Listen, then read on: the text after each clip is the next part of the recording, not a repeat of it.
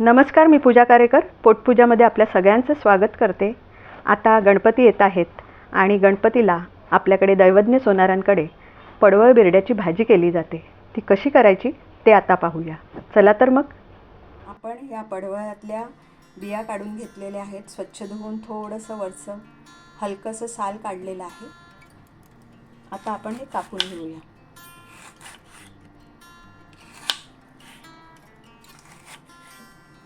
आता पावसाळ्यात खूप छान पडवळ येतं।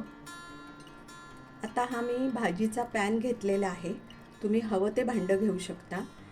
भाजीच्या पॅनमध्ये जर झटपट आपल्याला कुकरला करायची असेल किंवा खूप माणसं आली आहेत आणि आता झटपट काम आटपायचं असेल तर तुम्ही पॅन वापरू शकता। पण पॅन वापरताना ही काळजी घ्यावी लागते की बिरडं म्हणजे कडवेवाल्याचं बिरडं त्याच्यामध्ये पटकन शिजतं। त्यामुळे एक शिटी झाल्याबरोबर गॅस बंद करायचा आणि नंतर मग आपल्याला वाटलं थोडंसं काही कच्चवट असेल तर आपण परत थोड्या वेळ वाफ घेऊ शकतो झाकण घालून।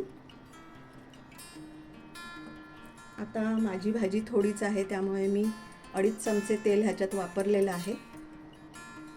आता तेल तापलेलं आहे। राई घालून घेऊया। जिरं जरा जास्त घालायचं कारण बिरड्या आहे ना।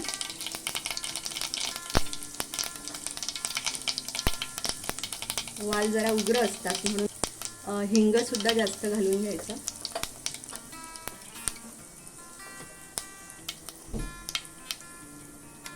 आणि कढीपत्ता तुम्हाला हवा असेल तर घालायचा। आपण हे 3 मध्यम आकाराचे कांदे घेतलेले आहेत। मी कढीपत्ता वापरत नाही पण ज्यांना आवडत असेल ते घालू शकतात। काही जण नैवेद्याला हे वापरत नाहीत कांदा, तर तुम्हाला तुमच्याकडे पद्धत नसेल तर तुम्ही नाही वापरला तरी चालेल। थोडी हळद,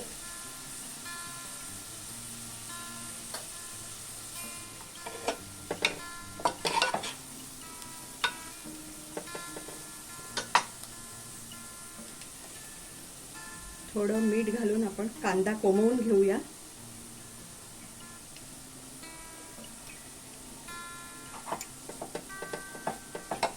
जरा झाकण घालून घेऊया।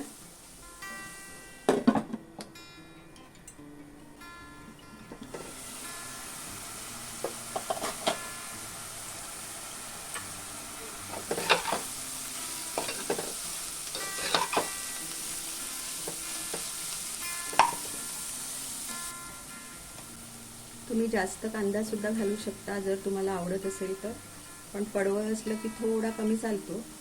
पण भाजी गुळमट व्हावी असं वाटत असेल तर तुम्ही जास्त कांदा वापरू शकता। आता आपण हा दैवज्ञ मसाला घातलेला आहे।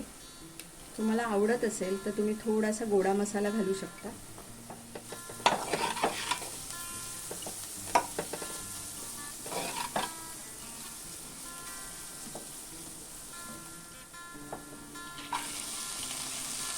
हे कडवेवाल्याचं बिरडं आहे।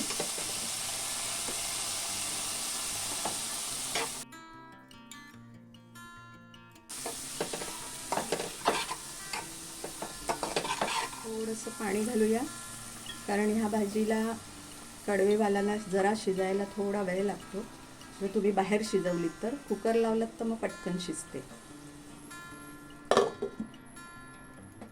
पडवळ पटकन शिजतं त्याच्यामुळे ते जरा 1-2-3 मिनटं एक वाफ घेऊया आणि मग पडवळ घालून घेऊया। आता एक वाफ आलेली आहे, आपण पडवळ घालून घेऊया।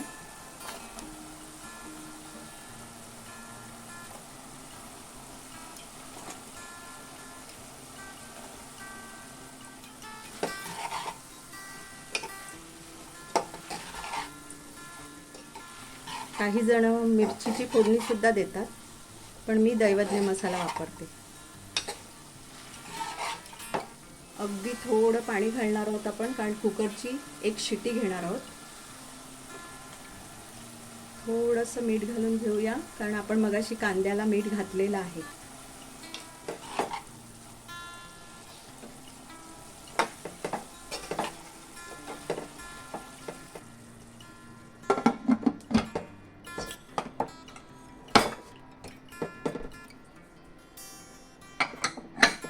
एक शिटी घ्यायची आहे आणि लगेच त्याची वाफ उडवून टाकायची आणि गॅस बंद करायचा, जेणेकरून बिरडं खूप अगदी मऊ होणार नाही, छान सडसडीत राहील. आता आपली एक शिटी झालेली आहे. आपण लगेचच वाफ काढून टाकली आहे. तुम्ही कुकर न लावता सुद्धा शिजवू शकता भाजी. आता आपण बिरडं शिजलंय का बघूया. हो, बिरडं चांगलं छान शिजलेलं आहे आणि एकदम गिरगट पण झालं नाही आहे, चांगलं सडसडीतही राहिलं आहे.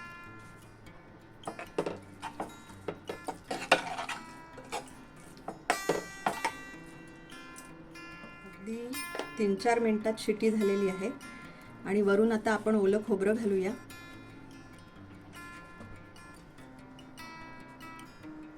वरून थोडीशी कोथिंबीर घालूया.